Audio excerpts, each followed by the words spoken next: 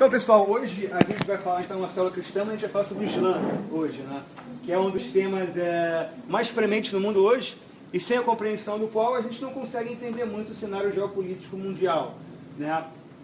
O Islã é hoje a segunda maior religião do mundo, com mais de 1,5 bilhão de adeptos, né? E é inclusive a religião que mais cresce no mundo hoje. Inclusive é a única religião cujo crescimento excede a taxa de crescimento da população. Então, a continuar assim, em breve o Islã vai se tornar a maior religião do mundo, né?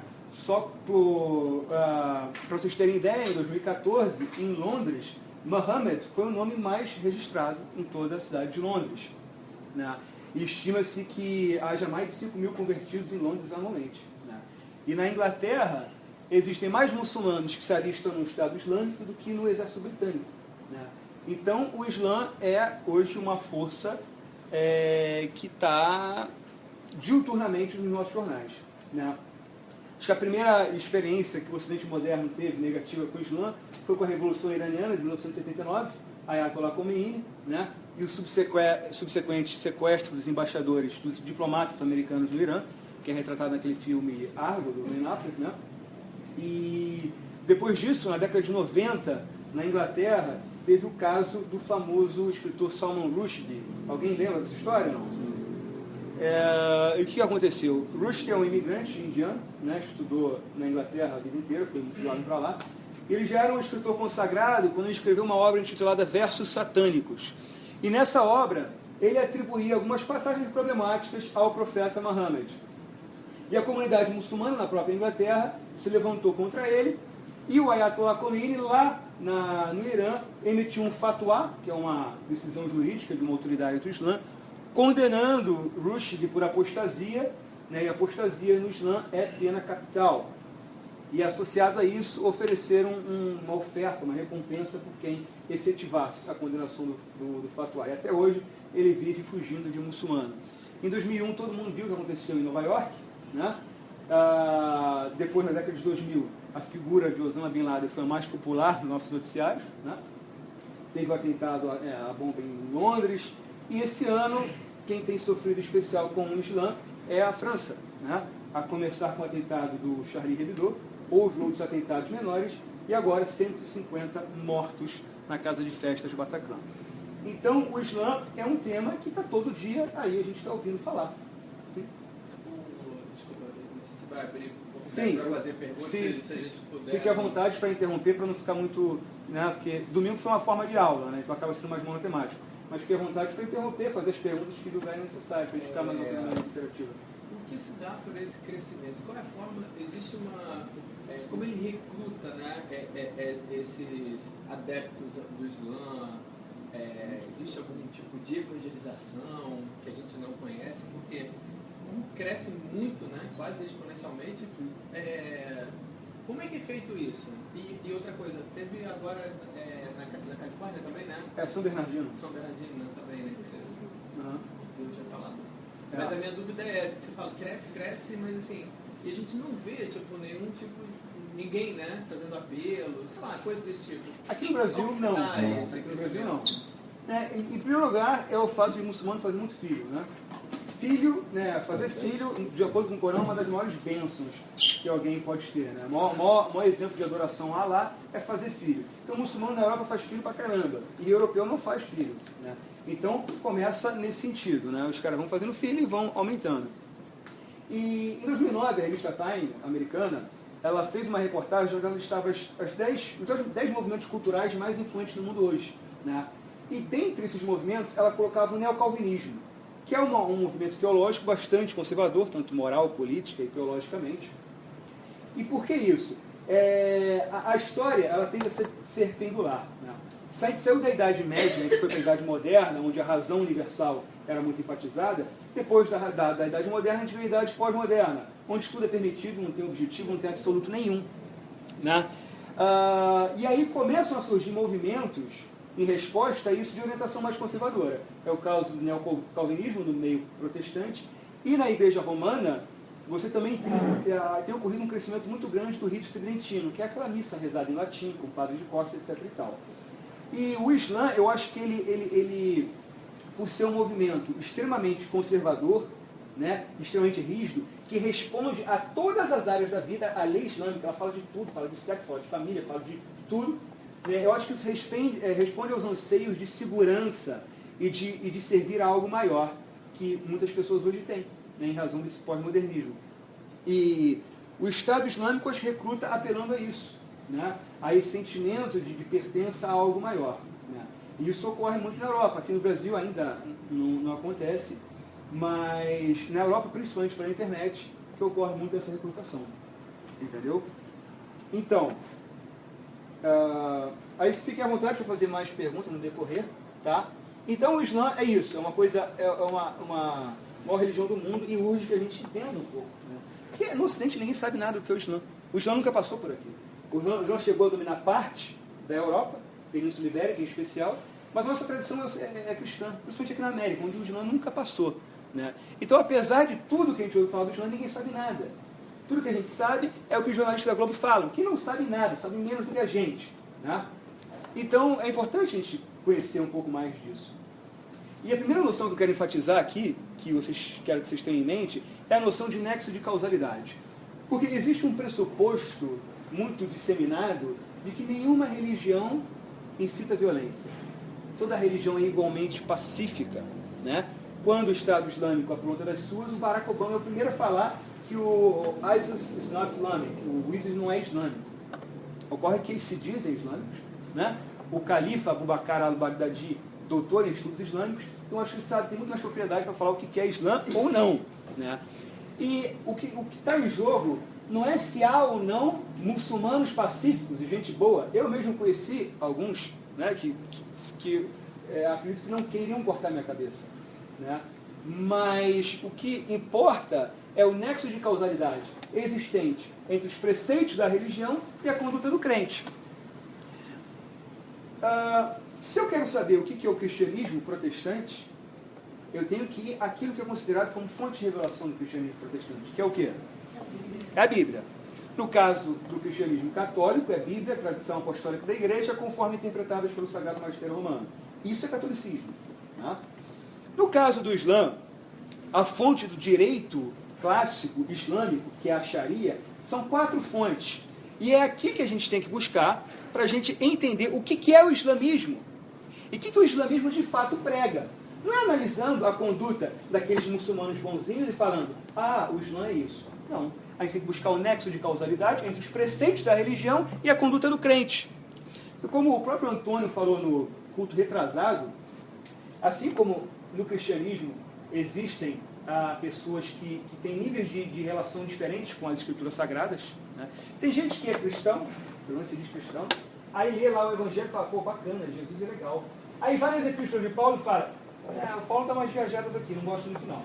Aí vai para o Antigo Testamento e fala, não, pô, muita viagem, não gosto muito disso. Ou seja, não segue em totum, não é coerente com aquilo que ele diz crer. No Islã acontece a mesma coisa. Mas o que importa é a gente saber o que o Islã de fato diz. E as 4 fontes que fundamentam a lei islâmica são, em primeiro lugar, o Corão. O Corão é a palavra ipsis literis recitada por Alá por intermédio do arcanjo Gabriel ao profeta Muhammad. Em segundo lugar, é a Sunna do profeta. Sunna significa caminho trilhado. O islamismo considera que o profeta Muhammad, ele é infalível. Ele não é um profeta como os profetas bíblicos são. Os personagens bíblicos aprontaram muita coisa. E graças a Deus que a conduta deles não é prescritiva para a gente. Davi fez besteira, Abraão fez besteira. Não é o caso do profeta Muhammad. Ele é infalível. E, portanto, a conduta dele é prescritiva para todo fiel. Então, a segunda fonte de legislação do Islã são os chamados hadith. Hadith são conjuntos de tradição que remontam ao profeta Muhammad, relatando aquilo que ele disse, fez ou falou, ou ensinou. Isso também é fonte de legislação, fonte de revelação. Essa terceira, então, que é Sunna, a segunda. A Sunna está contida nos hadith. Sunna é o caminho do profeta. E onde é que você encontra a Sunna? São nos hadith, nesse conjunto de tradições. Tá? Em terceiro lugar, é a Ijma, é o consenso da comunidade dos estudiosos do Islã. Porque o profeta disse, num hadith, que a sua comunidade jamais concordaria no erro. E, portanto, o consenso dos estudiosos do Islã também é fonte de legislação. Em quarto lugar, é o raciocínio analógico.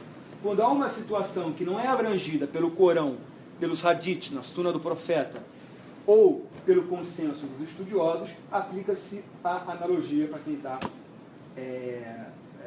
chegar a uma conclusão. Então, isso é o que é o Islã. Se você quer buscar, quer entender o que é o Islã, é aí que você tem que buscar, é isso que a gente vai fazer daqui a pouco. Agora eu quero fazer uma introdução um pouco à história e à origem dessa religião, que é algo que a gente não conhece. Até aí está tudo certo? Alguém tem alguma pergunta a fazer? Não? Beleza. Quase virando islâmica até agora, né? Aí vamos dizer, o proselitismo tá bom, né? Mohammed Mohammed, o muçulmano, ele não gosta de traduzir o nome do profeta. Primeiro que dizem que o nome não se traduz. E Maomé é uma associação que os franceses fizeram com o diabo Baphomet. Então é um nome denigritório à imagem do profeta, né? Baphomet, Muhammad, e ficou Mahomet. Então por isso que eles não usam Maomé nem Mahomet. O que acontece com esses caras que não seguem, os muçulmanos que não seguem esses fatos? São considerados apóstatas, por isso que o Estado Islâmico mata muito muçulmano, né? Principalmente a vertente xiita do Islã, vou explicar depois o que é, porque eles são considerados apóstatas, infiéis.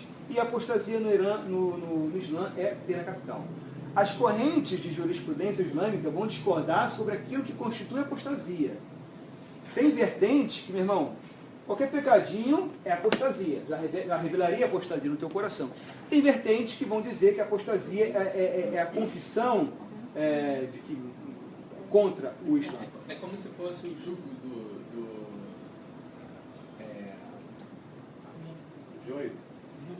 o jugo do rabino. Porque os rabinos, cada rabino tem um jugo. Por isso que Jesus falava assim, olha, me escolham porque o meu jugo é suave. E nós sabíamos que os judeus procuravam determinados rabinos porque uns permitiam, né? Não, no sábado a gente pode carregar certo peso até ali. Aí o outro falou assim, não, a gente pode carregar até um pouco mais. Aí eles ficavam buscando rabino. É tipo isso? Acho que mais ou menos, porque o Islã, assim como o judaísmo, é uma religião que enfatiza muito a lei, diferente do cristianismo. No cristianismo você tem um concílio convocado, o concílio de Nicéia, para discutir a natureza de Cristo. Isso não vai ocorrer no Islã. As discussões são de natureza política e jurisprudencial, né? Então, há diversas correntes de jurisprudência no Islã, né? Então, acho que isso associa-se, de certa maneira, com o judaísmo. Mas, uma coisa é unânime entre elas, apostasia é pena de morte. Não tem alternativa, tá? Todo Islã, ele é a favor que seria uma teocracia, no caso, não sei se o nome é islamocracia, mas todo Islã é a favor da Sharia, por exemplo, que todo país se submeta a um Islã considerado crente. Ele é a favor disso? Sim. O Islã é necessariamente político. A manifestação de Deus no Islã se dá na política. Então não se dissocia política, direito e religião. Vou explicar um pouquinho mais sobre isso depois. Mas é indissociável, política e religião no Islã. Então não existe laicidade no Islã. Não existe. Não existe. O Islã Não. defende isso, ele é uma aposta para ele. Não existe. Não existe. Está indo contra a sua religião. Alguém sabe quando começa o Islã? 690. 610, né? O profeta nasceu em 510, quase, está estudando, fez dever de casa. O profeta nasce em 510 e aos 40 anos, no ano de 610, ele tem a primeira revelação do Corão. Vou até abrir o Corão aqui para mostrar. Então, ele era membro da tribo Quraishita de Meca, né?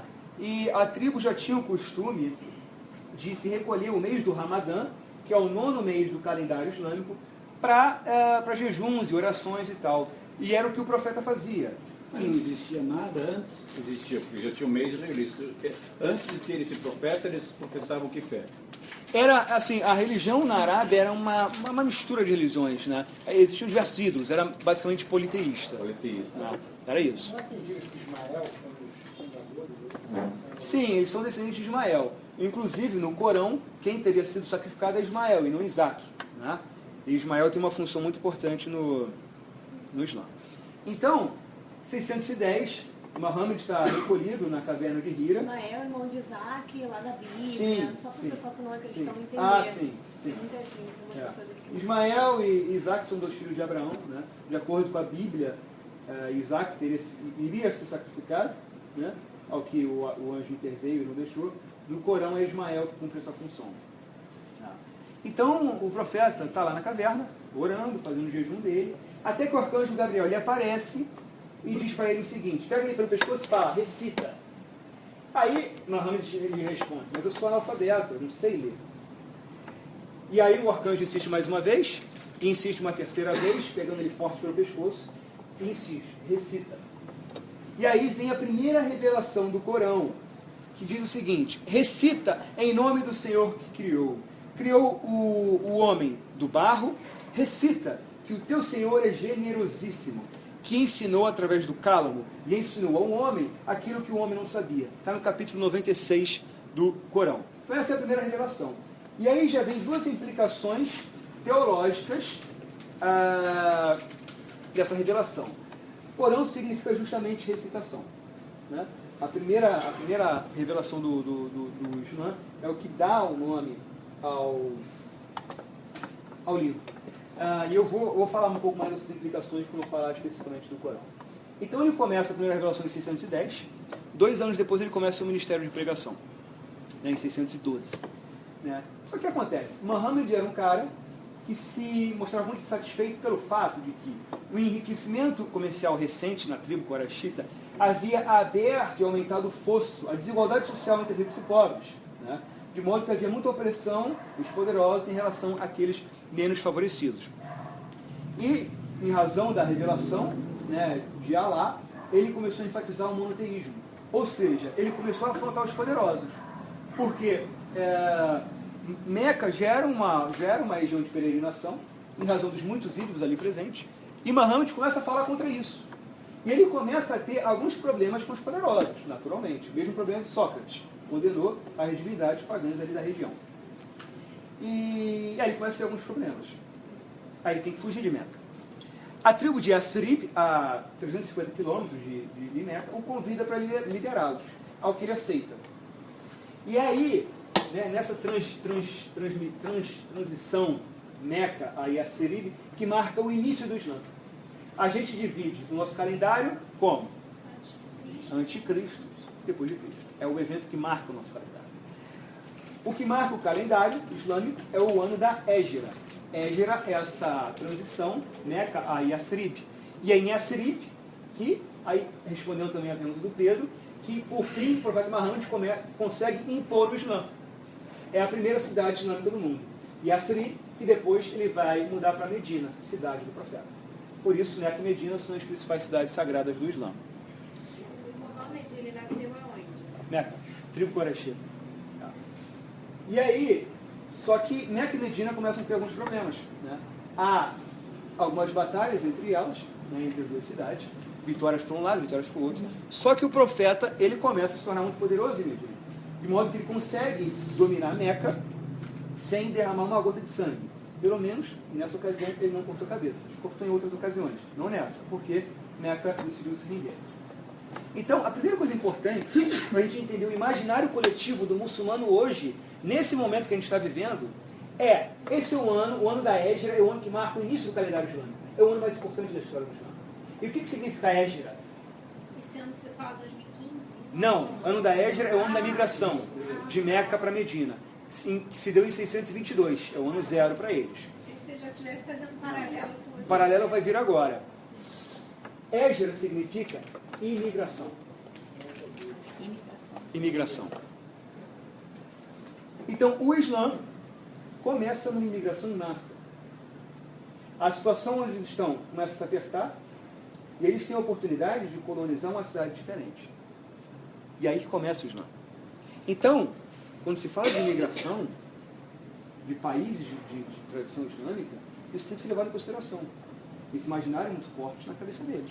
Imigração. Imigração implica conquista. Então a situação, você vê muito no Facebook paralelos entre a questão da imigração do pessoal da Síria e tal, com o que aconteceu na Europa durante a Segunda Guerra Mundial, mas o paralelo não se aplica, né? Porque o europeu não tinha essa mente de colonização, né? Queria vir fazer sua vida aqui. Mas o muçulmano tem isso no seu imaginário. Né? Essa é a primeira coisa que tem que ser levada em consideração. O ano mais importante é o ano de uma imigração.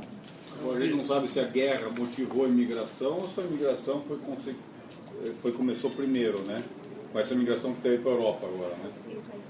O Tempo atual. sim, a guerra é o motivo, né, deles estarem buscando um lugar melhor. Ou já fizeram a guerra forçando o povo a fazer essa migração. Eu não sei dizer. Não, mas já tinha migração antes da guerra. Não, mas não nessa dimensão. Mas já tinha uma dimensão progressiva, Sim. tem aqueles progressividade da naturalidade, muito antes da guerra civil. Sim. Mas Quer dizer que agora está dando Agora está exagerado. Está exagerado, então isso está aumentando no coletivo, Sim. que é um ponto. Agora, até quem não tinha essa mentalidade migratória está indo por causa da necessidade. exatamente. E Então, essa questão até que o Cláudio levantou também, que era antes da figura de Maomé. Porque antes já tinha a figura dos profetas, que é a base e a responsabilidade e a importância de Jesus para o muçulmano, como sendo aquele cara que anunciou Sim. a vinda do profeta. do profeta. Até então não tinha ninguém, uma galera ali, né, que pregasse o teocentrismo, era de fato uma coisa disseminada, e o islamismo ele começa a partir da figura de Maomé.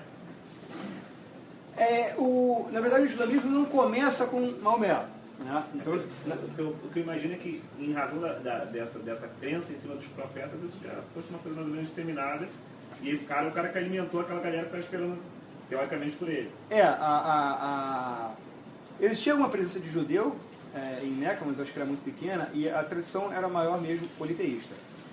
O Islã, de acordo com o que eles dizem, de acordo com a tradição islâmica, o Islã não é uma religião nova.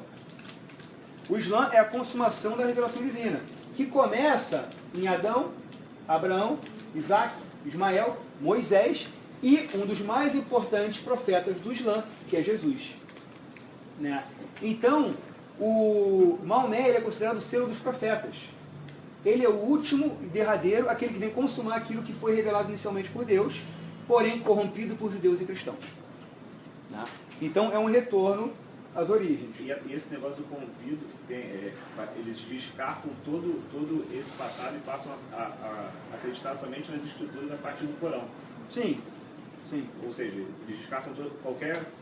Porque as escrituras sagradas cristãs não são escrituras confiáveis. Né? Para eles? Não são.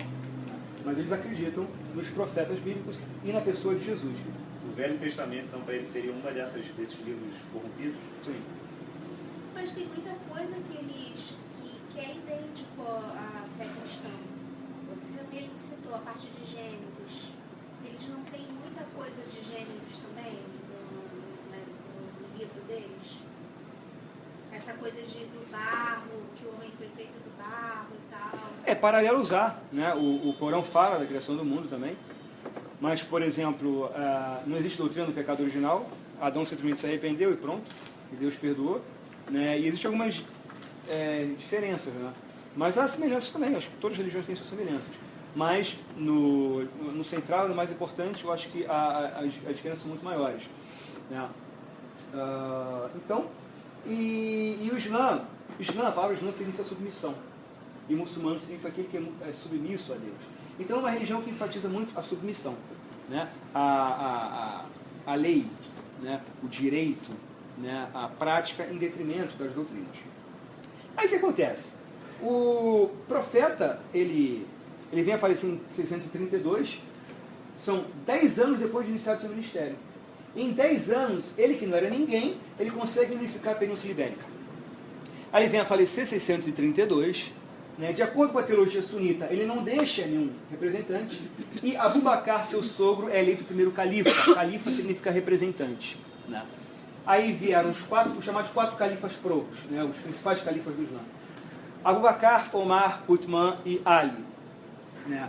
E num período de 100 anos, do profeta a 100 anos, o Islã, na verdade, a Arábia, que era outrora uma região insignificante no cenário geopolítico mundial, já havia unificado a Península Ibérica, já havia chegado ao Iraque, ao Irã, a Trípoli, a Síria, a Chipre, a Península Ibérica, já tinha vencido o Império Persa, o Império Bizantino.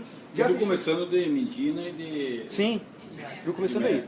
Em 750, o Império Omida já havia dominado, já se tornava o maior império do mundo, né? Se estendendo da Península Ibérica até a Muralha da China.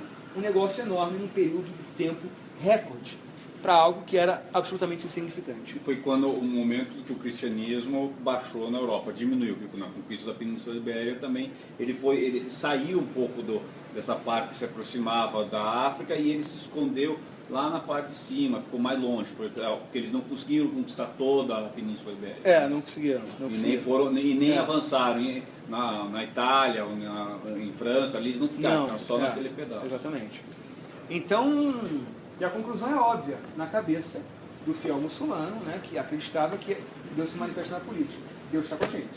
De fato, um milagre desse, uma expansão dessa, só poderia ser coisa divina. Né? E assim como o cristianismo tem suas subdivisões, o Islã também tem as suas. E a principal subdivisão do Islã é entre sunitas e xiitas.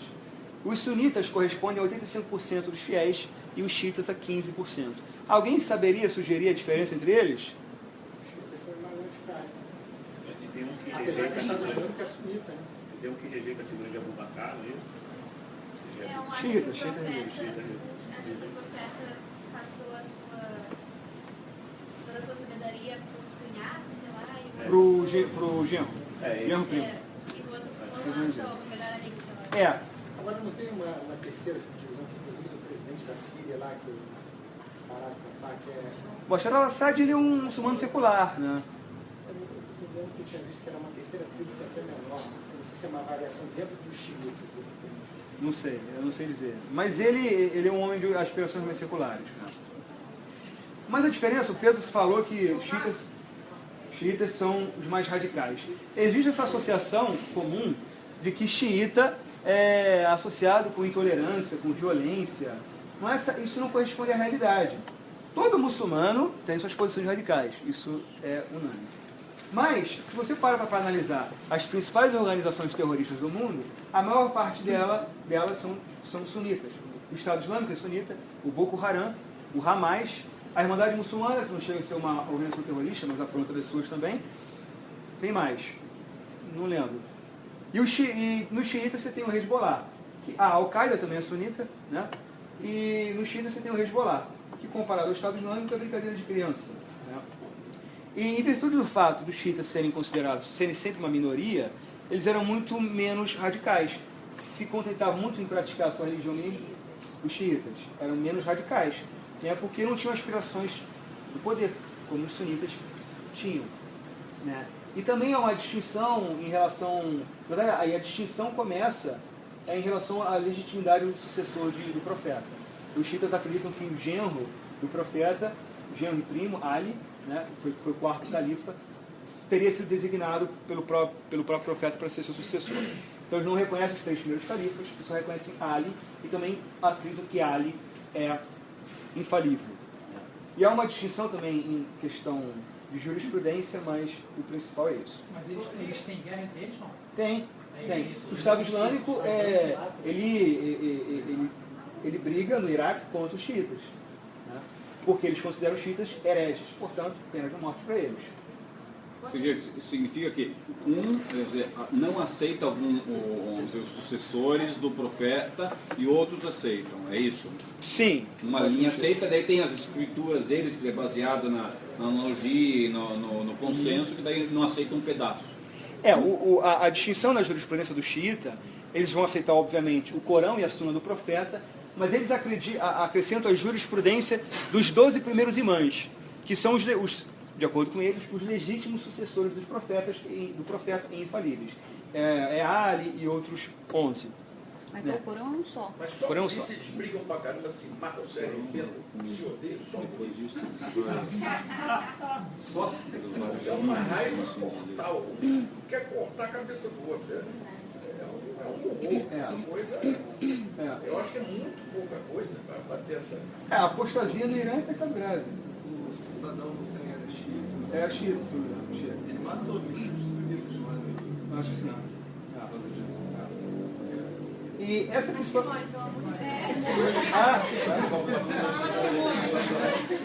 é só Agora pergunta legal. Não, é só com relação a um paralelo do cristianismo, né? É como se fosse as linhas nesse neopentecostal, é isso ou não? Como Assim, não dá para fazer uma associação, não tem uma vertente. Aqui tem uma vertente meio pentecostal do Islã, que é o sufismo, tem uma vertente mais mística, mas assim, não se dissocia de nenhuma escola, é presente nos xiitas. Não dá para fazer uma associação, né? Mas é mais ou menos isso, são as subdivisões que eles têm. O Sufi, então, é islâmico, o Sufi? Sufi é islâmico. Sufi é uma vertente mais mística, né? Do Islã. Que mais? E essa? Alauíta. Hã? Alauíta, Bashar al-Assad. Alauíta. Não conheço.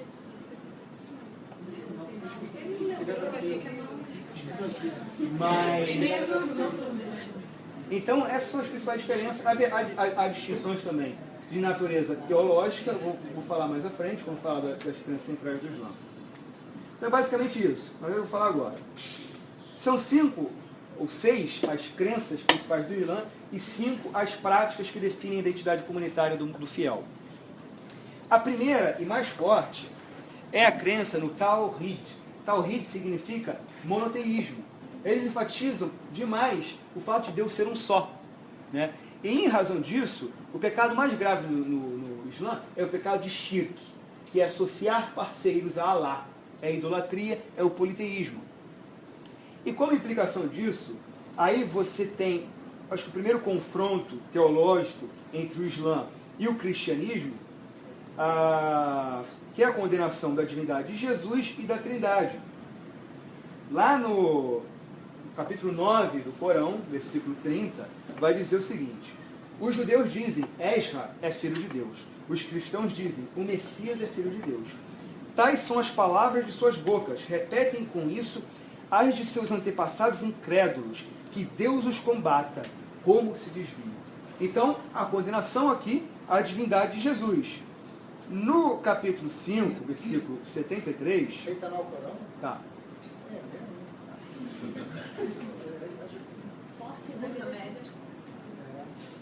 Fala assim mesmo, capítulo, versículo? Não, eu vou explicar a subdivisão do Corão já. Aí no versículo 73, 72 começa, são blasfemos aqueles que dizem, Deus é o Messias, filho de Maria. Ainda quando o mesmo Messias disse, ó israelitas, adorai a Deus, que é meu Senhor e vosso. A quem atribuir parceiros a Deus, ser-lhe-á vedada a entrada no paraíso, e sua morada será o fogo infernal. Os iníquos jamais terão socorredores. São blasfemos aqueles que dizem, Deus é uma trindade. Portanto, não existe divindade alguma além de Deus único. Se não desistirem de tudo quanto afirmam, um doloroso castigo açoitará os incrédulos entre eles. Então a implicação do Tawhid é a condenação das nossas doutrinas. Nós somos considerados, portanto, idólatras e politeístas. Né? Essa é a primeira, né, das crenças. Depois são a crença nos anjos, a crença nas escrituras. Né? Parece uma célula em Foz do Iguaçu. Tem uma célula em Foz do Iguaçu? Parece que tem influência do Estado Islâmico. São Paulo. Eles creem em ressurreição. Cara, não era que mais crescer em Foz do Iguaçu? O quê? Eu não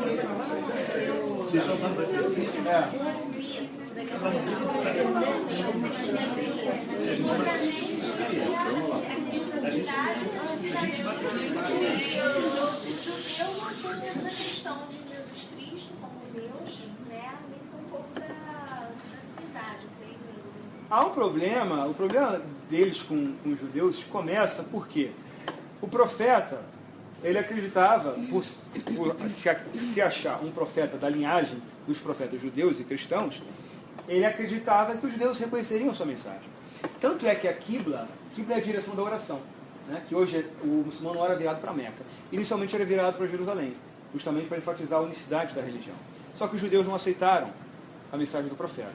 E aí começa o problema dele com os judeus. Eles, no início dos Islãs, começam a ter muitas brigas e lutas com o judaísmo. E por isso que o profeta, num sermão de sexta-feira, instituiu a oração agora voltada para Meca e não mais para Jerusalém, para marcar essa ruptura. Porque os judeus rejeitaram o profeta. Mas eles ainda brigam, né? Brigam. A origem é essa, basicamente. Há um ódio mortal entre eles. Segunda é a crença nos anjos. Terceiro, nas escrituras, o Corão. 4, nos profetas, como eu enfatizei. Eles acreditam na linhagem dos profetas. Adão, Noé, Abraão, Ismael, Isaac, Jacó, Moisés e Jesus são profetas do Islã. Mesmo Jesus falando que era o Messias, beleza. Não, no Corão não diz. Não. Fala que... Ah, tá. Não. Então que isso foi uma coisa Eles negam a depurada. ressurreição de Cristo também? Acreditam na volta de Cristo. De Cristo não, de Jesus. Jesus ressuscitou. Não, não. Fala da crucificação no Corão, mas Jesus, ele desmaiou, ele não morreu. Desmaiou? Algo nesse sentido. E tiraram ele de lá? É, Pregado? ele não morreu. Ele não morreu. Armado, Inclusive Jesus, ele é uma figura escatológica. Jesus é uma figura escatológica no Islã. Existem profecias do Islã que dizem que o califado, que vai ser restaurado no final dos tempos, ou seja, o Estado Islâmico está vivendo períodos escatológicos, de acordo com a teologia deles. Diz que o califado lá desse cara aí é esse califado. É a restauração do califado que precede a chegada do Mahdi, que é a figura escatológica do Islã, e de outra figura escatológica que é Jesus. Né? E há uma profecia que diz que no final dos tempos a bandeira do califado vai ser passada para Jesus quando Jesus voltar, e Jesus vai conduzir o califado rumo à vitória final contra os exércitos romanos na região da Síria. Sim, de Jesus, não de Cristo. Vai ser onde Jesus não é Cristo. Não, Jesus é o filho de Deus. Não, Jesus não é Cristo para ele. E eles não estão tentando trazer todo mundo para ter a guerra, uma guerra específica, que seria a guerra de Gog e Magog. Sim, vou falar sobre isso. Não entendi o que você falou. Então, para eles, como assim? Jesus não é Jesus? Não, Jesus não é Cristo, não é Messias. Não é Cristo, Messias. Não, é um profeta. É um profeta. É filho de Deus. É tipo Mas ele vai nós. falar onde? Ele está voltando. Do desmaio. Ele deve ter morrido depois, né? Mas vai... Isso é similar ao que os gnósticos criam. Ele não era assim. Deus Então não eles podia creem na encarnar. volta de Jesus. Sim, Jesus vai voltar. E vai conduzir, como ela apontou, os exércitos do califado rumo à vitória final na região de Al-Sham, que é justamente onde o califado está se implantando, que é na região da Síria, né? E vai conduzir a vitória final contra os exércitos romanos, que hoje é geralmente interpretado como a figura do grande Satã, Estados Unidos da América e as forças militares ocidentais. Né? A partir disso, vão vencer essa batalha, conquistar Constantinopla, hoje Istambul, né? Conquistar Jerusalém, Roma, e se expandir rumo à restauração do califado universal, através da figura de Jesus. Eles acreditam na crucificação de Jesus. Sim. E o que eles acham dos judeus terem crucificado Jesus? Eles concordam com isso ou não? Não sei dizer. Provavelmente não, pelo fato de Jesus ter sido um profeta. Um profeta dos mais importantes do Islã, até que vai voltar no final dos tempos. Agora ele tem uma complicação no retorno do Messias, porque esse retorno só pode ser encarnado então, né? Porque se é um profeta e esse profeta Não ressuscitou. não ressuscitou, não morreu, desmaiou, Não, ele não vai é. retornar Não é que ele não morreu. Ele morreu depois. Ele morreu. Mas aí ele volta como? Ele volta reencarnado? Volta, não sei pra... Aí é com ele. Não sei, provavelmente a natureza é em carne. Se aí ele vai ver isso tudo, ver isso o quê? Não, mas eles creem na ressurreição. Encarnação? Eles creem na Eles creem na ressurreição. ressurreição. Reencarnação, ele tem, né? Ressurreição. Não é a ressurreição de Cristo, de Jesus. Né? Na ressurreição final. Eles creem em ressurreição, é isso? Creem. Uma das crenças do Islã, que eu vou falar agora, é a crença no dia do julgamento, onde haverá a ressurreição dos fiéis. Isso, lá na frente. Uma pessoa vinha em outro corpo. Mas esse é Não, profeta. não. Não? É ressurreição. Ressurreição. Ressurreição de Jesus, está falando de Jesus. É a mesma pessoa pra gente, pra eles não. Pra gente, pra eles não. Porque tem os desenhos dele não falam o nosso Jesus. É a mesma A pessoa. pessoa humana é igual. É porque eles não creem em Jesus como Cristo. Mas não é Jesus Cristo. só como Ele é Jesus. só um ser humano. É uma pessoa. Acredita na figura de Jesus, mas não como o Messias que a gente acredita. É a implantação do califado Você já universal. viu, você não pode. Como eu falei, a manifestação de Deus no Islã se dá na política. Ou seja, então a vitória final é quando todo mundo estiver subjugado pelo Islã. A teologia sunita ela divide o mundo entre Dar al-Arab e Dar al-Islam. Dar al-Islam significa casa do Islã. são as regiões onde o Islã domina. Dar al-Harb significa casa de guerra. É onde a gente vive, onde o Islã não impera. Então toda a região onde o Islã não impera é local de guerra, de jihad. Né? Então, o Califado Universal vai implantar a casa do Islã no mundo inteiro. E isso antecede o juízo final. Né? Então eles acreditam na ressurreição dos fiéis, não na ressurreição de Cristo. Né? Mas o conceito deles de paraíso e inferno também difere um pouco do nosso, porque eu posso estar errado porque eu nunca li o Corão, então é a ideia que tem do islamismo. Mas que para eles o pior é o cara que se diz muçulmano e que não pratica, porque esse cara é o cara que teoricamente iria para o inferno, mas não seria recomposto ao paraíso, mas que aqueles que não são seguidores do islamismo e passariam um tempo no inferno e depois iriam para o paraíso, tem uma história dessa? Não, desconheço. Tanto é que o Corão enfatiza muito o pecado, né, da idolatria, e o pecado mais grave, e o pecado imperdoável. O Corão ele enfatiza essa questão de você morrer pela causa? Sim. Ele dá, a maior bênção para o fiel, de acordo com o Corão, é morrer pela causa de Deus. Por isso o homem-bomba, né? O homem-bomba ele tem a maior bênção para ele é morrer pela causa de Allah. Isso é o que o Corão diz. E existe lá alguma questão de perdão? Assim, por exemplo, porque eles são super rígidos, né? Assim, a lei e tal. Mas, enfim, eles erram. Sim. Como é que é lidado o erro com eles? Pode se arrepender, mas ainda assim os chamados hudud, que são as penas previstas pela Sharia, têm de ser aplicadas, né, como meio de correção. Arrependendo ou não? Se arrependendo ou não. Então, os muçulmanos eles creem que Jesus foi elevado a Deus imediatamente, como o profeta elevado. Ele é um profeta elevado e ele foi elevado a Deus. Eles não acreditam na crucificação nem na ressurreição. A crucificação fala no Corão. Eles acreditam que ele foi elevado a Deus. Uma crucificação fala no Corão, se não me engano, no capítulo 5. Só que ele não morreu na crucificação. Não sei essa informação, mas o Corão fala da crucificação. Então, essa imigração. Está na Wikipedia. Essa imigração é justamente planejada. Isso mesmo. Não sei se é planejado. Mas tem tudo a ver, né? Sim. O que eu estou falando, que eu falei, é que o imaginário coletivo deles tem essa ideia. Porque a gente visita, por exemplo, a gente dá uma viajada e a gente vê justamente essas pessoas. São as células, né? Eles têm umas células expandidas em todos os lugares, realmente, né? Você tem regiões de Londres e Paris hoje, mas é difícil você entrar, se você não for muçulmano. Né? Em Londres já existem tribunais da Sharia, o pessoal tem Na França mesmo, você tem regiões várias, você não pode nem chegar lá. Então, por causa disso, né? Eles querem dominar, né? E começa assim. Agora, a Turquia é a maioria islâmica, porém não tem uma política islâmica. Não. Ela não segue a Sharia. Isso para eles, os islâmicos turcos, então, são considerados uma aberração para eles. Sim, a política islâmica, a política turca não é considerada a política islâmica correta, né? E o presidente da Turquia, Erdogan, ele é acusado de tentar implantar a lei de orientação mais islâmica, né? Que tem uma ala muito forte lá. A Turquia deixou de ser muçulmana quando o Império Otomano caiu em 1924, né? E hoje a Turquia é um país secular. Foi fundado por um homem chamado Ataturk, que era um homem de ideias iluministas seculares. Então a Turquia hoje é regida politicamente por ideais ocidentais, né? Mas é um país de maioria muçulmana e tem a ala que tenta mudar a coisa. Mas assim, não é um país, não é um Estado islâmico, a Turquia. Cara, eu ainda tenho alguma dificuldade de assim,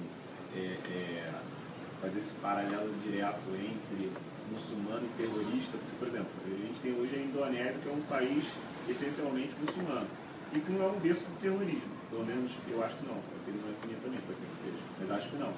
E da mesma forma existe na Bíblia algumas menções que dão a entender no sentido de que morrer para a glória de Cristo é uma grande glória. Sim. Mas a minha dúvida é se no Corão ele faz referência a você ser um mártir. Sim. Específico. Sim. Morrer pela causa de Deus. Causa de Deus é jihad. Na Bíblia não é assim. Não é. Essa aqui é a Vai se Entender qual é a diferença, né? É isso que eu queria Por que a gente saber. está fazendo esse comentário. Na, Isso é bacana, assim, você fazer esse paralelo. A origem da teologia islâmica e da teologia cristã é completamente distinta. O cristianismo ele cresce em oposição ao poder.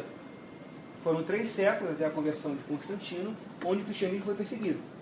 Isso marca a identidade teológica, né, das bases teológicas do cristianismo. O Islã começa no oposto. Ele começa já com o poder. Então a experiência de dominação e opressão marca a identidade da teologia islâmica. Então é muito diferente a noção de martírio. O que o Corão fala é justamente de perecer pela causa de Alá, que é jihad, que é guerra. O cristianismo não tem essa noção. Os cristãos eram mortos simplesmente por enfatizarem a adoração a Jesus e se recusarem a adorar o imperador ou o que quer que seja, mas não para tentar implantar uma política cristã, que nunca foi o objetivo deles. No caso do Corão, não é você ser atacado por você ser um seguidor de Alá. É o fato de você atacar em nome de Alá. Isso, e você conquistar e difundir, né? O cristianismo, ele começou, por exemplo, sendo ele perseguido, ele pequeno, foi o contrário, né? E com essa força foi fazendo ele crescer, e o outro não. Ele foi conquistando. Mas o difundir também está presente no Evangelho, o ir de pregar. Sim. Beleza, mas não o ir de matar, né? Não. Isso, mas o que acontece? Isso é claro no Corão. É claro. O que acontece? Eu vou falar mais à frente, tá? Deixa eu voltar isso aqui. Existe conversão no islamismo? Executismo? Existe conversão? Sim. Você prega, cara, vai virar Islã? Não é... Na verdade, o Islã enfatiza mais a submissão. Isso é o mais importante. Por exemplo, não necessariamente um cristão ou judeu vai ser morto na chegada do Estado Islâmico. É dada 3 opções. Primeiro é a conversão. Quer se converter? Ótimo, beleza. Não quer se converter, campeão? Ok, vai pagar a jizia. Jizia é um imposto sobre as minorias religiosas. Imposto muitas vezes pesado, que muitas vezes acabam não tendo condição de pagar. Aí você pode continuar sendo cristão ou judeu no Estado Islâmico. Óbvio que tem certas restrições. Eles estão matando. Sim, tem diversas restrições, mas pode, de acordo com os fundamentos da lei islâmica, você pode ser cristão no Estado Islâmico, mas paga esse imposto, que é um imposto justamente caracterizado com a marca de humilhação. Muitas tradições islâmicas falam que esse imposto tem que ser recolhido com tapa na cara, com chicote, para marcar a humilhação e mostrar que é o Islã que manda. Vai para aqui um dia. Hã? Vai para aqui um dia. Vai para o califado. Vai para o califão. Vitor, como é que funciona esse califado com limite de direito? Tem a figura do califa, que ele é autoridade política e religiosa. Sim. E tem como se ele fosse o Papa e os padres, é isso? O Papa não gosta, pelo menos hoje, não gosta de autoridade política a não ser no Vaticano. É só uma autoridade religiosa sobre todos os católicos. O califa necessariamente é uma figura política. Mas ele é eleito, ou é hereditário? Ele é eleito. Eleito pelos padres? Pelos fiéis, pela comunidade, mas tem que ser da tribo Quraishita, que é a tribo do profeta. Só pode ser eleito de uma tribo. Tem que ser descendente da tribo Quraishita, em Meca. Mas aí os líderes das mesquitas são como escolhem isso? Eles decidem, que nem pastores, decidem estudar e tal, e é líder? Não sei, isso eu não sei dizer como é que se forma. O líder da mesquita é chamado imã, na teologia sunita, é o imã. Eu não sei como é que funciona a escolha. Então, essas são as crenças centrais. Tem a crença no dia do julgamento e a crença na doutrina do Al-Qadari. Al-Qadari significa predestinação.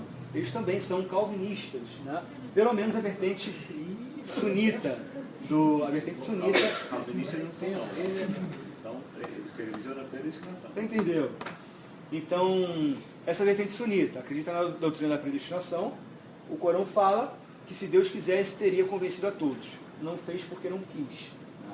A vertente xiita acredita em livre-arbítrio. Então, é engraçado que na história da teologia do Islã você vê os mesmos debates que a gente tem na teologia cristã. Arminiano, então. Basicamente isso. A diferença é que os arminianos islâmicos são minoria, Os cristãos são maioria. E os 5 pilares do Islã, são as 5 práticas fundamentais. Em primeiro lugar, é a Shahada, que é a declaração de fé. Não há Deus a não ser Alá e Maomé é o seu mensageiro. Muhammad é o seu mensageiro. Justamente porque eles enfatizam a questão da unidade de Deus. O segundo é o Salat, as 5 orações diárias. Todo fielzinho tem que orar 5 vezes por dia, onde quer que esteja, voltado para Meca. Eles fazem isso em qualquer lugar. Eu lembro que meu pai... Que direção? Hoje tivesse, né? Eu tenho...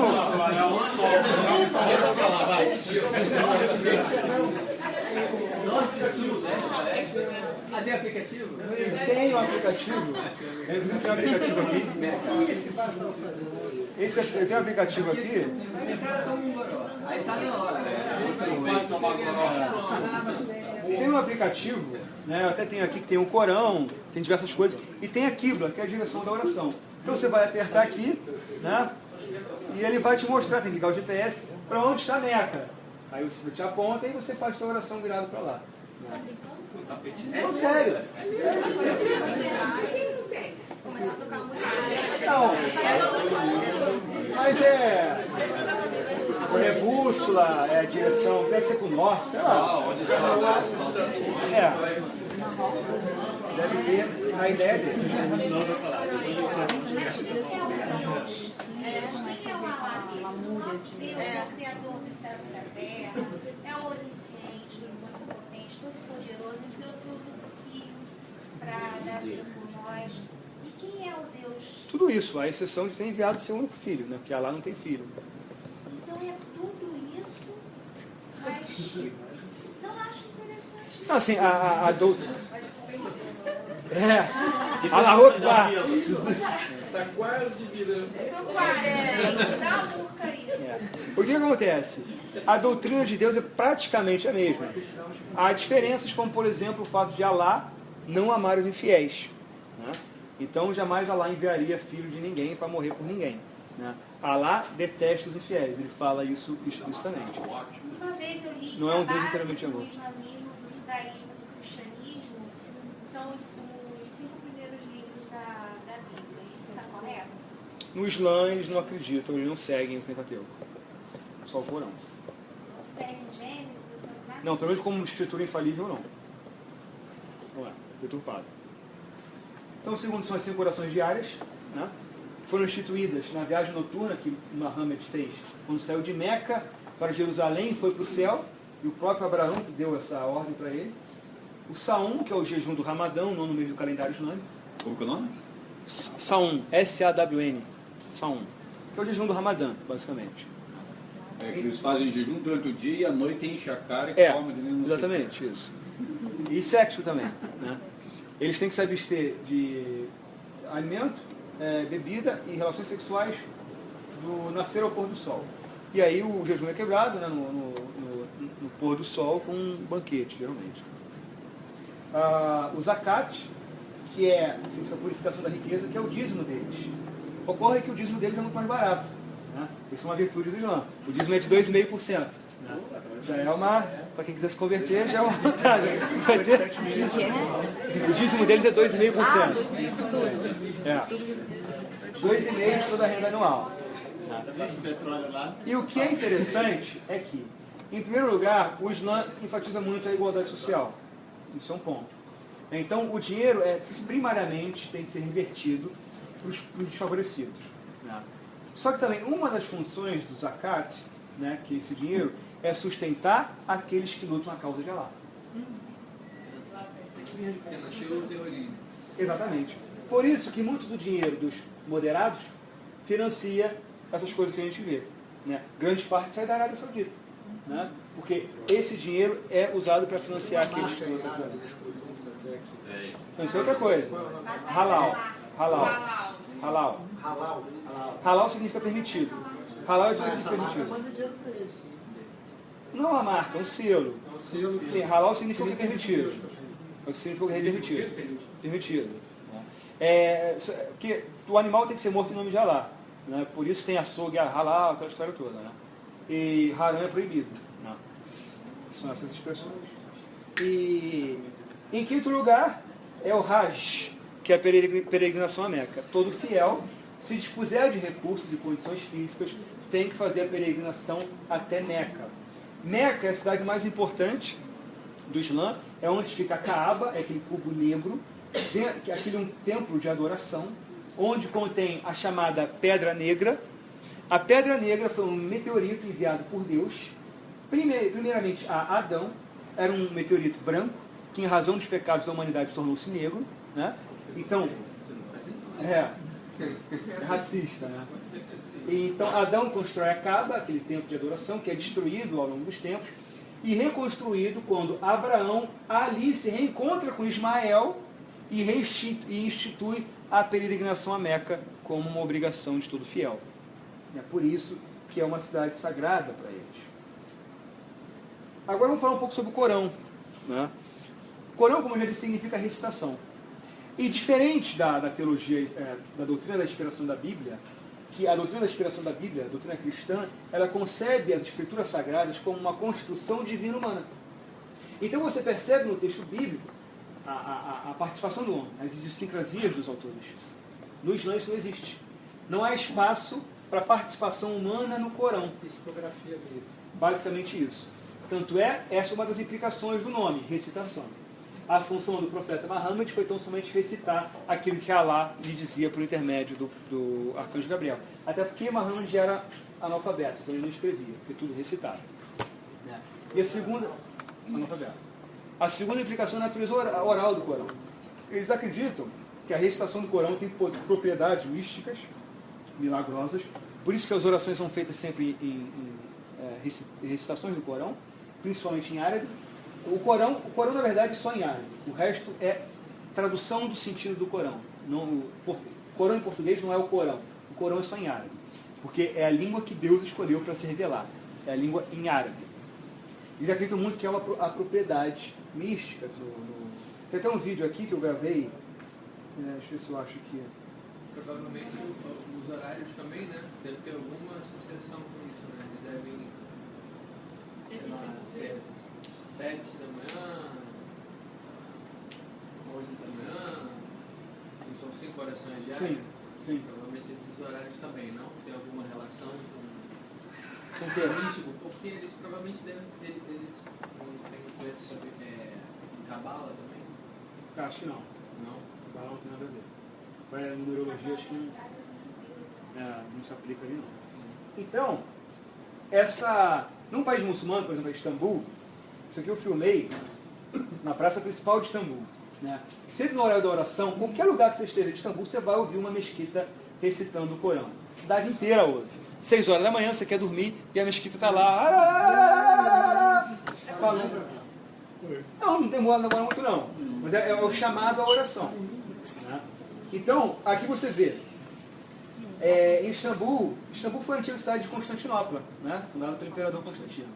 Então você tem a igreja de Santa Sofia, foi uma igreja cristã inicialmente, depois se transformou em mesquita quando o Império Otomano chegou, e a mesquita azul. E aqui, vocês veem... Não sei se dá para todo mundo ver. Aqui é a igreja de Santa Sofia, a recitação. E aí, a mesquita para, aí vem a mesquita azul do outro lado, e também recita o Corão. Então, um recita de cada vez. E eles recitam, tem épocas, cada época do ano eles recitam uma coisa, que mais ou menos eles seguem uma sequência. Né? Tem um ritmo, o Corão tem uma natureza rítmica muito forte, poética muito forte. Eles acreditam que isso é um sinal da miraculosidade do Islã, do Corão. Né? Essa propriedade poética do Islã, do Corão, perdão. Então é a palavra perfeita de Deus. E o Corão ele é subdividido não em capítulos e versículos, mas em suras e ayas. Sura são os capítulos, significa degrau, como se cada capítulo fosse um degrau para chegar lá. E as ayas são os versículos, que significa sinal, aya. Cada versículo é considerado um sinal do milagre divino. E uma coisa importante para a gente entender, e agora, essa é uma abordagem geral da história da teologia do Islã, e agora eu quero falar um pouco, né, até para não estender muito mais, sobre aqueles problemas que o Islã necessariamente traz consigo para nós que vivemos em democracias cristãs ocidentais. Existem três conjuntos de suras no Islã, 3 conjuntos de capítulos. O primeiro conjunto de Meca, o segundo conjunto quando o profeta está em Medina, e o terceiro conjunto quando ele volta para Meca como poderoso. Por que isso é importante para a gente entender? Porque existe um princípio corânico chamado princípio da abrogação. De modo que, quando uma passagem conflita com a outra, prevalece a revelação posterior. O próprio Alá, cadê?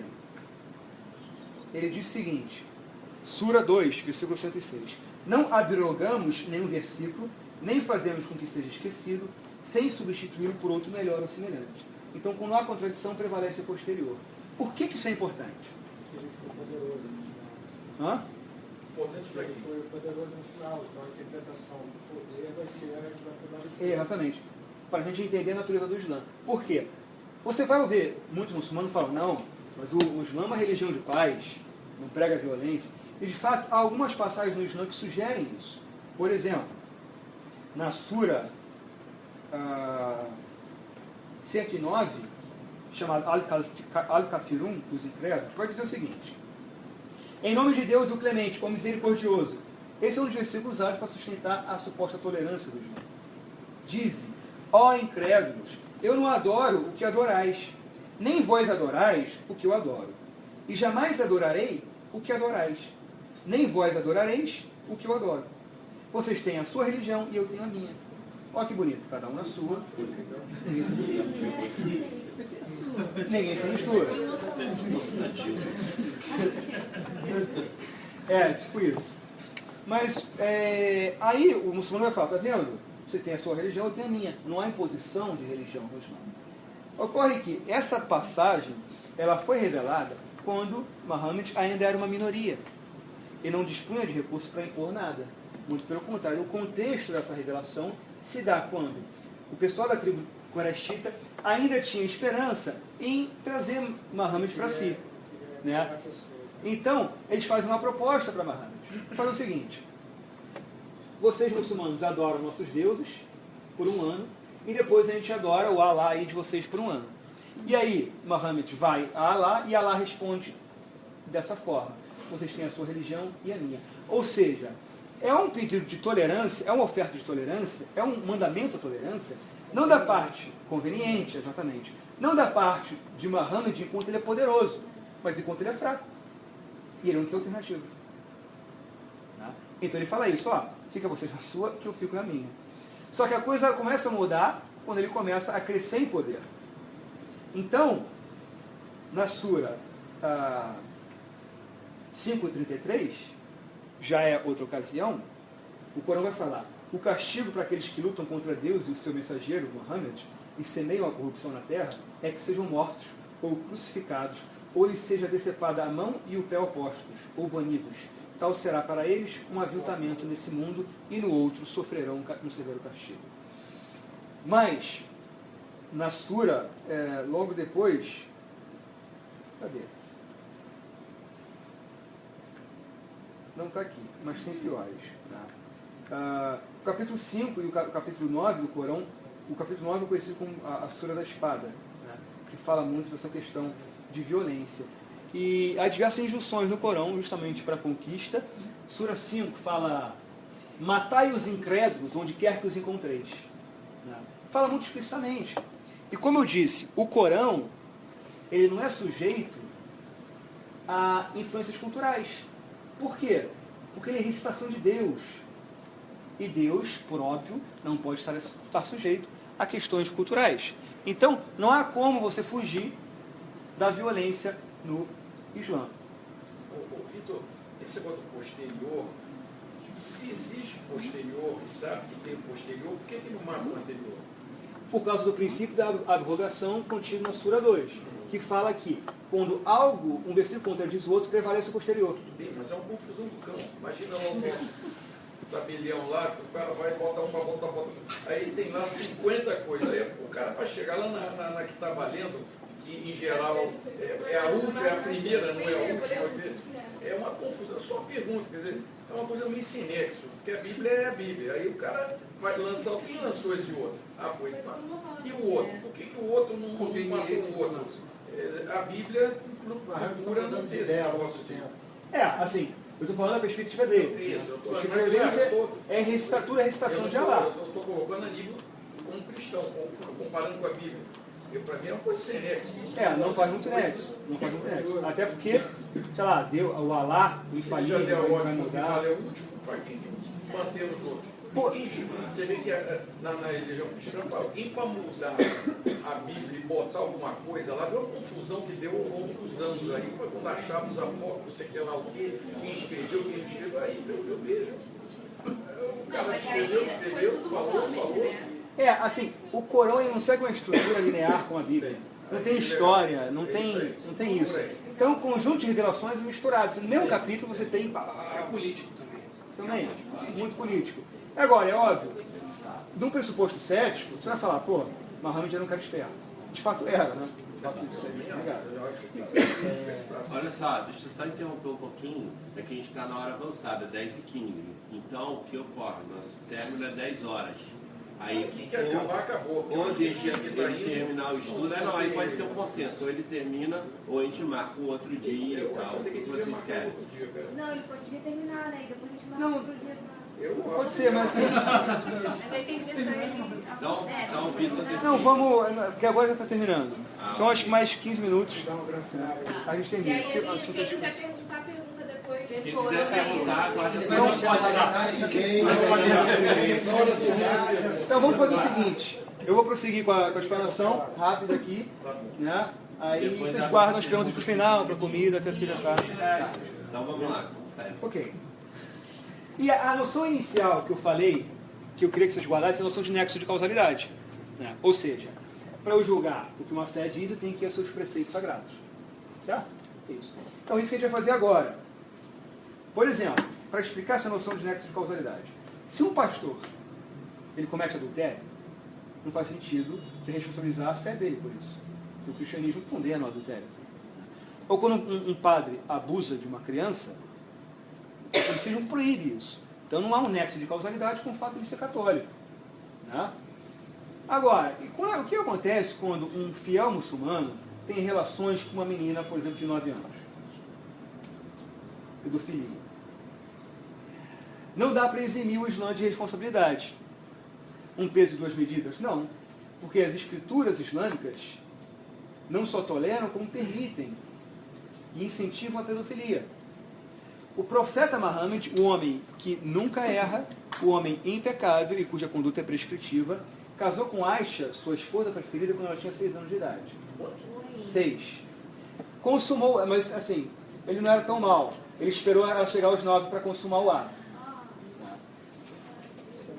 É por isso que na Nigéria, por exemplo, você tem mais de 800 mil casos de fístula, que é uma espécie, a médica deve saber, uma espécie de ruptura no canal vaginal. Porque as meninas têm relações sexuais muito precoces. E se é algo que o profeta fez, então quer dizer que pedofilia e islamismo são indissociáveis. Eu não posso dizer, como um fiel muçulmano, não, transar com uma menininha de 9 anos é errado. Não é errado. Que o profeta que não erra fez. Então pedofilia e islamismo são indissociáveis. Nexo de causalidade. O fiel que diz o seguinte, não, eu não concordo com a pedofilia. Ok, você está discordando do seu profeta, do infalível. Você vai fazer o quê? Ou você muda de religião, ou... É um apóstolo. É um apóstolo, porque um dos pecados mais graves é condenar, brincar com a imagem do profeta. Mas talvez a gente não possa dizer que com 9 anos naquela época não era considerado uma criança, não tinha isso. Hoje em dia crianças têm 9 anos. Com 9 anos você é uma criança. Não, mas por exemplo, Maria teve Jesus também com 13 anos.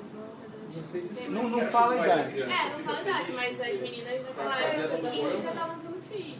Abubacar, pai de Aisha, era amigo. Não, tudo bem, mas assim, uma As coisa... perguntas. Não, depois a gente volta. Mas de fato. Ela casou com 6. Ela não consumou com nós. Ela ficou na casa do pai, até os 9. Ela foi no peso. Mas de qualquer forma, 9 anos a pessoa não está preparada. E hoje, isso. Então é isso. Outro problema. No Antigo Testamento cristão, a figura da poligamia era admitida. Nunca foi algo incentivado, mas era admitida. Isso muda no Novo, não tem dúvida nenhuma. Agora, o problema é que no Corão, não só a poligamia é admitida, o fiel pode ter 4 mulheres, no máximo, né? Tá bom, né? 4 já tá muito bom. Né? Como também é Sai matando o mundo. Como também. Doida, fica doido. Como também.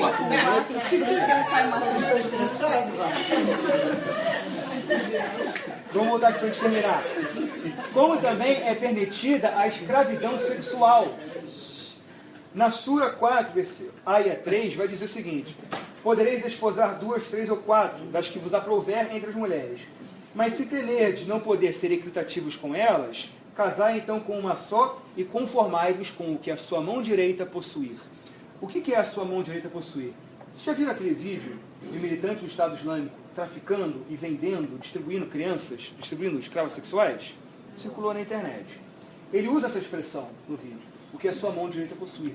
Porque essa é uma expressão corânica que designa a escravidão sexual. O Islã, portanto, autoriza que você tenha 4 mulheres, e as mulheres dos povos subjugados você pode usar como escravas sexuais, e isso não constitui adultério. As meninas ocidentais, está acontecendo. As cristãs em Mossul estão fazendo isso. Sim. E vários se suicidaram. Dos povos subjugados podem virar a legitimidade corânica infalível para a escravidão sexual. Então, poligamia e escravidão sexual são elementos indissociáveis do Islã. Quanto à questão da intolerância religiosa,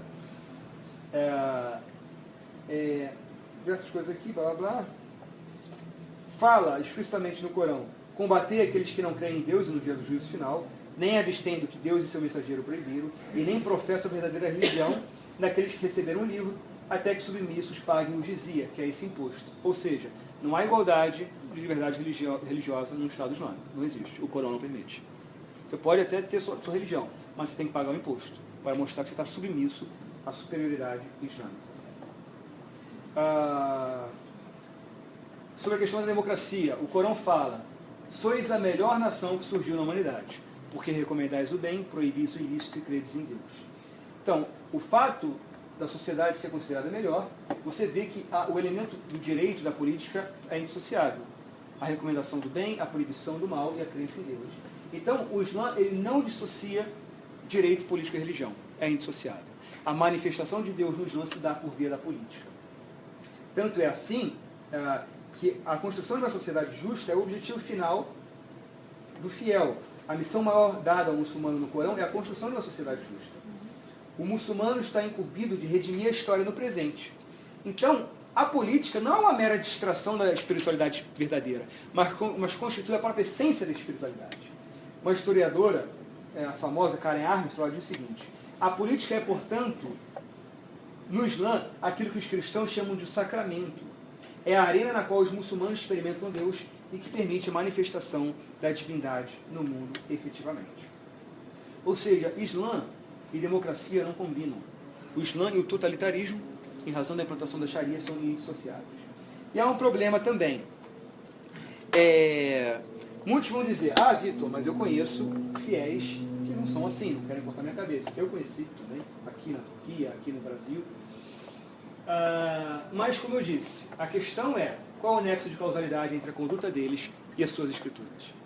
O ponto, ao final dessa análise, que parece, é que esses fiéis muçulmanos moderados são justamente os ocidentalizados, que não praticam, não são tão fiéis assim, por isso considerados apóstolos. É o católico tradicionalista. Exatamente, é o católico não praticante.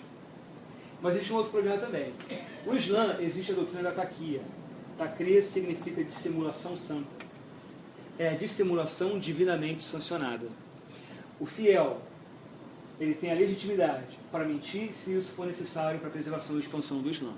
Então, muitos dos líderes muçulmanos que você vai ver no Ocidente falam: não, o Islã não é isso, o Islã é paz, etc. e tal. Ele pode ser ou alguém ingênuo, que não leva em consideração suas escrituras, como tem muitos teólogos liberais no cristianismo, ou pode estar deliberadamente mentindo para você. Então, a gente conclui que o Islã, a natureza do Islã é problemática. E, inevitavelmente, da expansão do Islã vai surgir conflito com as nossas democracias ocidentais. E isso tem que ser pensado hoje. Porque se continuar assim, em 2050 a França já é a maioria muçulmana. E aí, para reverter isso, aí é um banho de sangue danado. Ocorre que, principalmente a França, e todo o Ocidente, esqueceu-se de Deus há muito tempo. A França é um país de tradição extremamente antirreligiosa. A começar pela Revolução Francesa, que queria matar tudo quanto é padre. Isso gera um vácuo espiritual no mundo ocidental. E esse vácuo tem que ser preenchido por algo. E essa eu entendo que seja uma das grandes razões do Islã estar fazendo o que faz, que a gente perdeu nossos princípios, a gente vive numa era onde tudo pode, e o amor e a tolerância acabam sendo confundidos com ingenuidade, de modo que a gente acaba se tornando um tanto tolo e tolerando aqueles que querem nos destruir. Tem um escritor russo famoso, Alexander Solzhenitsyn, um dos principais escritores, premiados escritores russos no século passado. Ele escreveu um livro chamado Arquipélago Gulag, onde ele vai descrever suas experiências nos campos de concentração russos, que serviram de base para Hitler, né? E ele tem uma frase, refletindo sobre sua vida, que eu acho que é muito interessante. Ele diz o seguinte, que no início da sua vida, ele perguntava para os mais velhos sobre os desastres que sobrevieram sobre a Rússia, na Revolução Russa, etc. E tal. E os mais velhos respondiam, os homens se esqueceram de Deus, por isso tudo aconteceu. E aí ele vai falar que passou a sua vida inteira estudando a Revolução Russa e os desastres que sobrevieram à Rússia. Escreveu diversos livros e artigos sobre o tema. E ao final de sua vida, ele chega à conclusão de que a resposta mais plausível ao que lá aconteceu foi: os homens se esqueceram de Deus, por isso tudo aconteceu. Essa é a situação do Ocidente hoje. O Ocidente perdeu suas referências, perdeu seus critérios, perdeu a objetividade, e isso gera um vácuo espiritual. Por isso que o Islã, em grande parte, se expande, porque o Islã é uma religião que responde aos anseios da humanidade, de forma errada, mas responde. Ele dá uma resposta, dá uma objetividade, dá um senso de pertença a algo maior, que o Ocidente perdeu. Então, eu acho que urge que nós recuperemos nossas tradições cristãs, para que esse vácuo espiritual, né, o Eclesiastes 3:11 fala que Deus colocou no coração do homem um anseio pela eternidade. O Islã supre isso. O Islã supre isso. Tá? Quando o homem não é preenchido por Deus, ele vai preencher por alguma coisa. Então, eu acho que é fundamental a gente, no Ocidente, recupere as nossas raízes, aquilo que formou a nossa identidade. Porque perdendo isso, a gente vira presa fácil para aqueles que querem, literalmente, nos destruir. Mas isso, né, que você está falando, bom, você faz isso daí e você vai criando uma força oposta. Então é uma guerra, de uma certa forma. Querendo ou não, a gente está em guerra. Sim. E só que eu vejo assim, existe um ponto que você não abordou, a gente visitou a Índia, o Marrocos, que eu acho que é uma coisa que a gente tem que se preocupar. Realmente, a multiplicação deles enquanto o ocidental tem um filho, 2 filhos ou nada, lá eles têm 8, 10. Então, na Índia, por exemplo, quando houve a separação, ficou só hindus na Índia e quase 90% dos muçulmanos foram no Paquistão. Hoje a Índia já é dominada pelos muçulmanos, em 50, 60 anos. Então, eles continuam com essa filosofia. E isso não vai acabar. Então, aqui, o ocidental vai ter que fazer um monte de filho e professar, fortalecer Deus, senão não tem como. Então, eu não sei se a solução é só essa. Né? Então, você tem que fazer outras coisas mais para que não exista a guerra, não seja uma guerra sanguinária. Senão vai ser uma guerra sanguinária. A solução é sangue. É o que eu falei. Quer queiramos... Sim, mas assim, isso é um sinal também do final dos tempos. Pode ser. Quer queiramos, quer não, a gente está em guerra. Há guerra declarada contra nós, como eu falei. A teologia sunita divide o mundo entre casa do Islã e casa de guerra. O que não está sob o Islã é lugar de jihad. Então há guerra declarada sobre nós. Agora, como lidar com isso é um problema. O que eu acho que há de ser feito é frear aqui no Ocidente. Não adianta jogar só bomba no Estado Islâmico, que os caras se multiplicam que nem barata. Né? E urge que a gente coloque freios para eles não se expandirem aqui. Porque eles vão se expandir aqui, já estão se expandindo aqui. A França, recentemente, fechou 3 mesquitas, mas esperaram morrer 150 pessoas para acontecer isso. Então, o Ocidente tem que frear e parar com essa frescura de islamofobia, de não sei o quê, porque não é islamofobia, né? Eles estão querendo matar a gente, né? Isso é uma verdade. E isso tem que impor freios, a gente tem que impor freios. Quer pregar o Islã aqui? Beleza, vai ser vigiado. E outra, mesquita aqui, ok, vamos abrir igreja na Arábia Saudita, que não existe. Então, tem que ser assim. A gente não pode, em nome dos nossos valores, em nome dos nossos valores, abrir, com o perdão da expressão, abrir as pernas para quem quer nos destruir. A Noruega fez isso. Acho que fez. A Noruega se posicionou dessa forma. se nós não podemos abrir igrejas lá, Não vai abrir mesquita aqui. Não vai abrir Mas, mesquita. Vitor, você não acha que grande parte da publicidade também está relacionada ao caráter exploratório do imperialismo Não, americano? não acho. Em relação a todos os povos, né? E aí gerando também... Não acho, porque é óbvio que esse sentimento, na verdade, sempre quando um povo é pobre, busca um inimigo externo, né? E a culpa é no imperialismo. O imperialismo não tem nada a ver com isso. Se você, isso aí é coisa que determinadas correntes políticas querem implantar na cabeça do Ocidente, mas não é o que eles dizem. Se você pega os escritos dos líderes muçulmanos, o problema não é imperialismo. O problema é a sociedade ocidental e os valores da sociedade secular ocidental. É isso que eles estão lutando contra.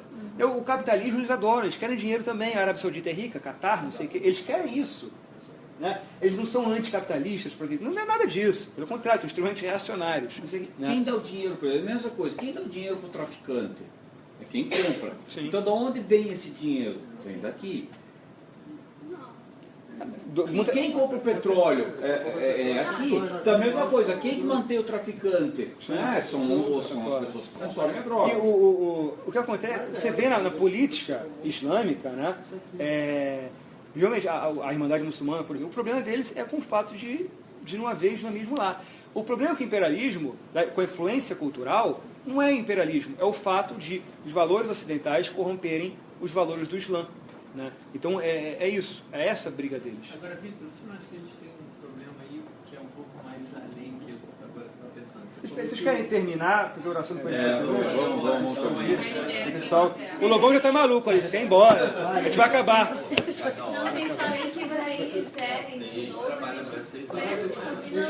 segunda parte, né? Então, podia falar do Apocalipse. Acabei de ler um livro sobre o apocalipse do Estado Islâmico, a escatologia do Estado Islâmico. Você não pode fazer pra gente? Pode ser, você pode pensar sobre isso. Já fica marcado a próxima aí, ó. Mas então alguém quer orar para terminar? Eu queria agradecer tanto. Obrigado. Quer que ore? Você vai Senhor Jesus, eu quero te agradecer, meu Pai, essa oportunidade que tivemos, meu Pai, de ouvir o Vitor, Senhor, com tanta propriedade, meu Pai, sobre essa religião. E, meu Pai, de fato, nós vemos que a falta de te conhecer verdadeiramente, o Deus verdadeiro que se revelou em Jesus, tem trazido tantos males, Senhor, ao mundo. E que o Senhor possa permitir que cada um aqui presente tenha uma experiência verdadeira e pessoal do teu Filho Jesus Cristo. Que isso seja uma verdade na vida de cada um, na sua interioridade, na sua individualidade, meu Pai. Que Jesus Cristo possa se revelar a cada um aqui presente, meu Pai. E que nós possamos manter essa comunhão com Ele, hoje e sempre. Esse é o nosso pedido, meu Pai. E que o Senhor possa mostrar para todos aqueles que estão te buscando de alguma forma, mas estão cegos, seja por valores familiares, meu Pai, valores culturais, Deus. O Senhor tem misericórdia e mostre o caminho, mostre a verdade, revele a Cristo. Esse é o nosso desejo. Guarda a vida de cada um aqui presente, meu Pai. Guarda a família de cada um aqui representada, Senhor. Que Tu estejas conosco, meu Pai. Em nome de Jesus, Deus. E protege os inocentes no meio dessa guerra maluca que tem amedrontado o mundo. Em nome de Jesus é o que te pedimos. Amém. Amém.